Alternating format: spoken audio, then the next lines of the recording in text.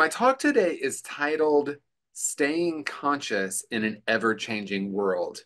And I loved that reading, David, that you adapted because it really is so true that we often have what one might call a destination addiction. Once this resolves, then I'll be at peace. Once this gets settled, then I can be free. I can be happy. Once I find the perfect relationship, once I get that perfect job, once I have. And the truth is, we're living at a moment of radical change right here and right now. As a matter of fact, I'll say that this is one of the most powerful moments in the history of humanity. Why? Because it's this moment. And what is it like for me to actually embody that and embrace that and say, this is the moment where I will understand that to remain conscious in an ever changing world is to unplug from the conditions of what my mind thinks I need in order to be happy or free or at peace and realize that it's always an inside out job.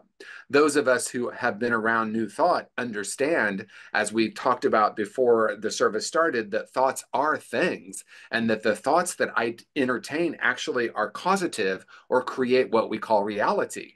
And so I want to start by reading an excerpt from my book, Conscious Being, on this topic of an ever changing world, because what my intention to focus on today is how can we, in the midst of whatever's happening in the world, tap into and live from this infinite being that we are, living beyond the programs of limitation and lack and suffering and us and them and good and bad.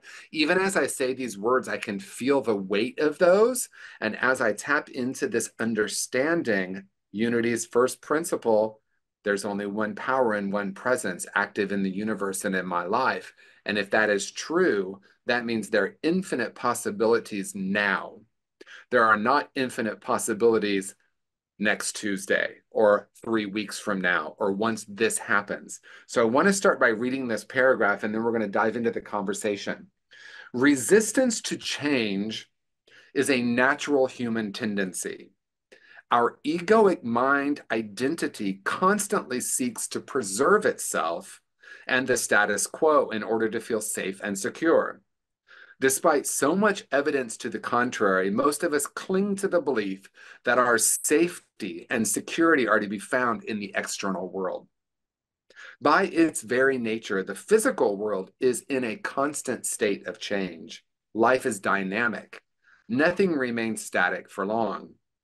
As human beings, we tend to resist this natural forward movement of life. But the impermanence of things is not something we should learn to begrudgingly accept. Rather, we can understand that it's one of life's greatest gifts. Without change, life becomes frozen, leaving no possibility for improvement and growth. If nothing changes, then nothing changes. If nothing changes, then nothing changes. Without evolutionary change, we would still be living in caves and making fire by rubbing two sticks together. And the reason that I like to say that is I sometimes will tell myself when my egoic mind says something like, I know what the world should be doing. I know what this group should do. I don't know if any of you relate to that. Maybe your mind has had an idea of, I have the answer here. And then I remind myself that if I were actually running the world, we would probably still be living in caves, rubbing two sticks together. Because I actually don't understand certain things that others do. And in that collective, we create something much greater than the individual. And the reason I'm saying that is the mind, as we have said, the thoughts are things. And a lot of times we come into unity or new thought teachings and we think the intention is to change our thinking. I want to offer a different possibility of what it means to remain conscious in an ever-changing world. It's to understand very deeply the truth of who and what I am is changeless, and to understand and make contact with and create an intimate relationship with my true nature is to understand that as things in the outer world change, I can be in this place of neutrality and curiosity. Because if your mind is like mine, It is seeking answers. It is sorting and separating.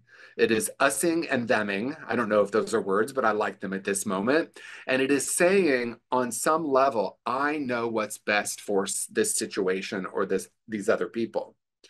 In the United States, every 4 years around this time, we have this thing called the presidential election. And some people might say something like, if this person gets into office, I cannot be happy. As a matter of fact, it might feel like my life will end. But if this other person gets into office, then I can be free. On some level, we understand that that's not the ultimate truth. But there's another part of me that wants to hold on to this idea. We're living in a remarkable time in human history because science and spirituality are starting to blend in a way that I think has never happened on planet Earth. What do I mean by that? Science is now understanding through quantum mechanics that we can actually, by our observation of something, change the outcome of that something. In other words, what I expect to see, I will see. We're also understanding that even though we might say things like, I have a genetic predisposition to whatever that is we've been told, right? That's why, and I'm just going to confess to all of you, when I go to the doctor and they say, do you have any history of it? No, absolutely not, because I'm an infinite being. Now, I want to be clear. I'm not saying, like a friend of mine in New Thought used to say germs aren't real. I'm not saying that. What I'm saying is there is something greater within me that actually has an effect on the germ or the genetic predisposition. Science is now starting to understand through neuroplasticity of the brain that we can actually change our brain. And so that understanding is what the mystics have been teaching and what New Thought, ancient wisdom teachings have been saying as we tap into a place within ourselves that's beyond our thoughts, beyond our physicality, and beyond our emotions. When that is the CEO of our being and the physicality reports to that, our thoughts report to that, and our emotions report to that, we start to understand, as science is now understanding, that even our DNA is not as solid as we once believed. And so spirit, and some people wouldn't use that word. Some people might say essential beingness, our true nature, our Buddha nature. As we tap into that, we start to spiritualize the other rooms of existence. In other words, my essence, and tapping into that essence and understanding that I am not my body, but I am an infinite being, that awareness by its very nature of being something that I tap into starts to change the body. Now science is starting to catch up with that. This is absolutely mind-blowing. As a matter of fact, it actually is mind-blowing because I thought that New Thought was about thought. And yes, it is about thought, because if you're anything like me, maybe some of you are. When I came to New Thought, I didn't even know I was walking around with all this negative thinking and all this like fear and gloom and doom and watching CNN, constant negative news, right? Constantly focused on what I was being told. The world was unsafe. And I had a lot of things from my early life that were unresolved. And I had that lens. And it seemed to be true that the world was a brutal and hostile place. So coming to New Thought, and being told thoughts are things, and if you change your thoughts, you can change reality. At first, I was like, yeah, right. But then I started experimenting with it and started understanding that it was true, that it is true, that the thoughts I entertain, the thoughts I give focus to or put energy toward actually grow. And then that becomes the way I see the world. At some point in my evolution in New Thought, I started to understand there was a deepening, a curiosity that was beyond change your thinking, change your life. It was thoughts are things, but there is a place within me that is beyond thought. And to understand and recognize there's a place within me that is beyond thought is also to then become curious about my thinking, which is really different than change my thinking, because changing my thinking or the need to change my thinking was somehow implying that there was something wrong with the way I was thinking. But that's not actually the truth. The truth is every thought is causative And regardless of which one I focus on, it will create a different experience of reality. One is not better than the other, but if I want to have peace and I want to be free and I want to feel more connected with myself and the world, which of these thoughts, which of these emotions, how I'm holding my body, what I'm believing about myself, which one will create more of that experience? I woke up one day and I asked myself the question, is it possible that it's this simple? If I can choose which thoughts I focus on rather than thinking I need to change my thoughts, what might get created? So I started playing with the idea that the universe, the world, was a kind and loving place. And as I started focusing on that, the world became a much more kind and loving place.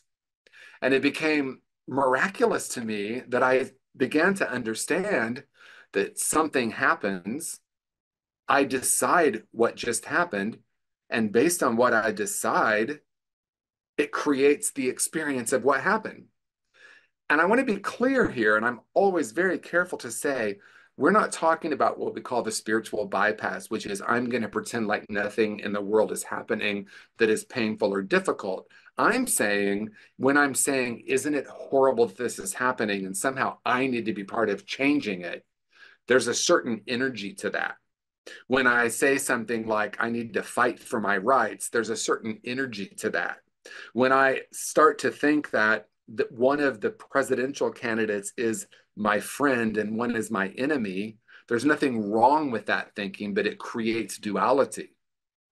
I don't think or believe, or it has not been my experience that we live in a polarized country or world. It's that we've been conditioned to have polarized thinking. From a very early age, we are taught about us and them. This person is different because of their race, because of their gender, because of their socioeconomic status. We are swimming in that from such a young age that many of us aren't even aware of how much we've absorbed. We get that in sports. I remember in San Francisco on Union Street one day, there was a parade going by, and it was, I think it was baseball. It was some kind of sport. And there was a man, probably, 30 years old, and he had a young child with him. I'm assuming it was his son. And the kids started jumping up and down when this float came by. And I think the dad looked down at this child and said, "Do not cheer for that float. That's not our team." That encapsulates the conditioning of the mind. I should not be happy about that, which was just a pure expression of joy for this little 3 or 4 year old. We start to get conditioned that this is something that I should be happy about, and this is something that should cause pain or that I should resist. And we all know that resistance creates more resistance. So, how then do we stay conscious in an ever changing world? And what does it even mean to be conscious? I'm going to start by saying what it means to be unconscious for me.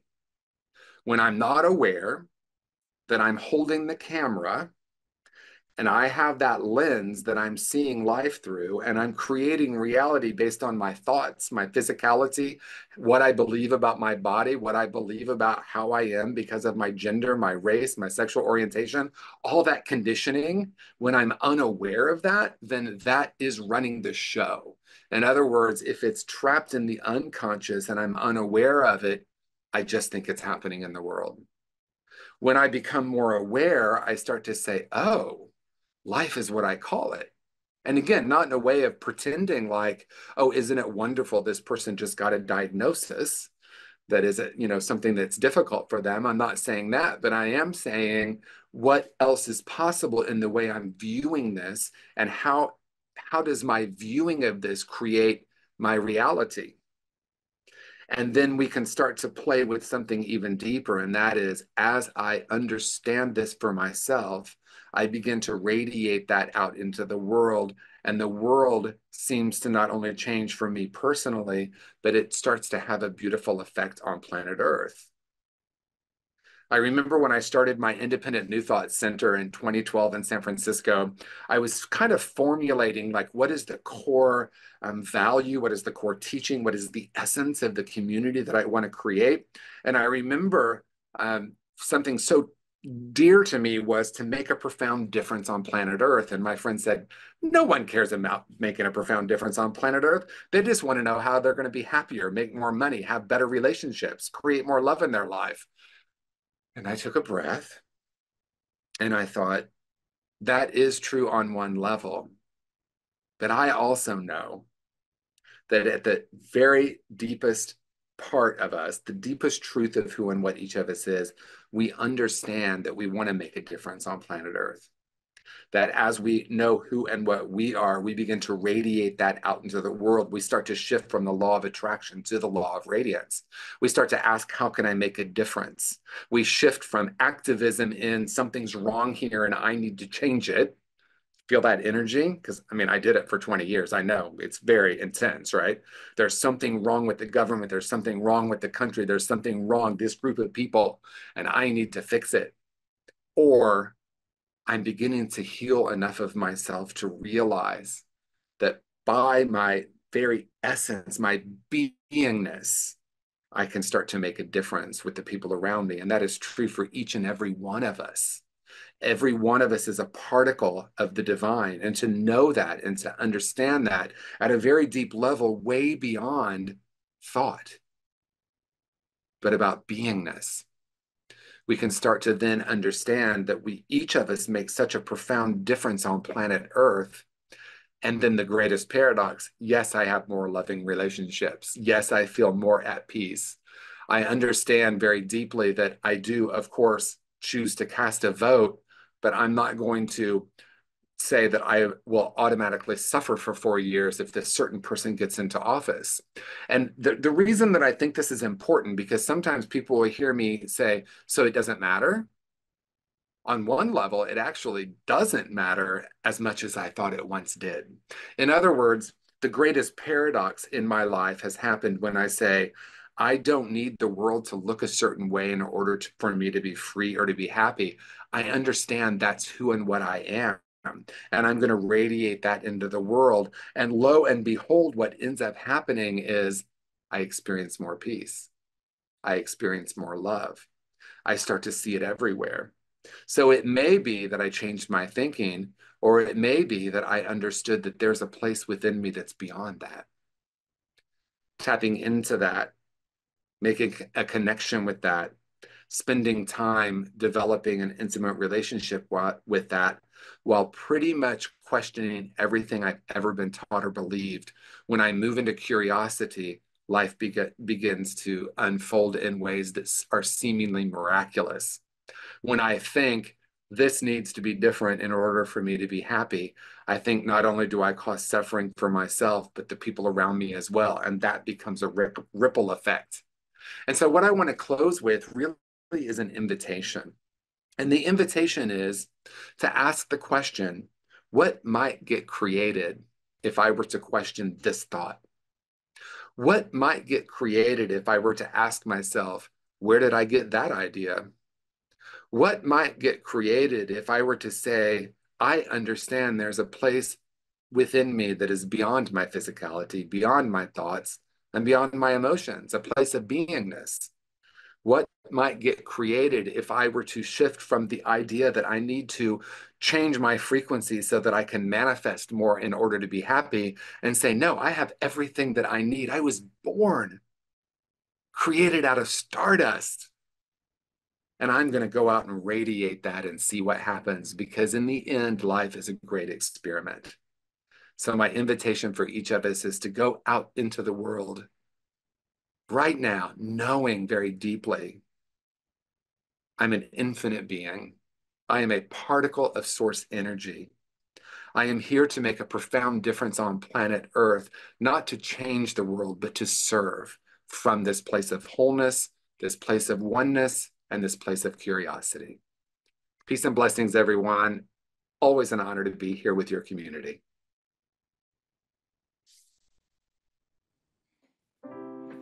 Wow, I'm in love with you. I'm in love with you. And you may know this or you may not, but I'm going to write a song right now based on your talk. I've been jotting down notes, and I'm just going to kind of let spirit move the melody. I've got some words that basically you said. I ripped you off for your lyrics.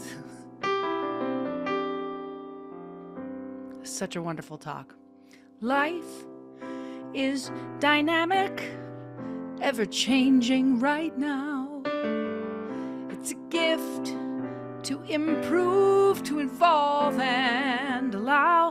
We are starting to see that what we believe is creative, yeah. We are learning about quantum reality. The brain can change, it's what the mystics teach. A source, a force shapes the essence of me. I am an infinite being. I am not my DNA. There is a place in me, free and unchanged. Yes, the truth of who I am is changeless. The truth of who I am is peace.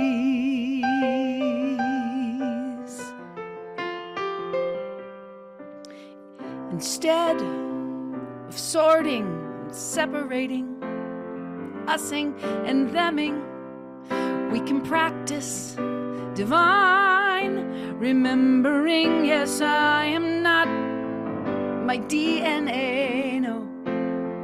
I am an infinite being, a place within me that is free and unchanged. The truth of who I am is changeless.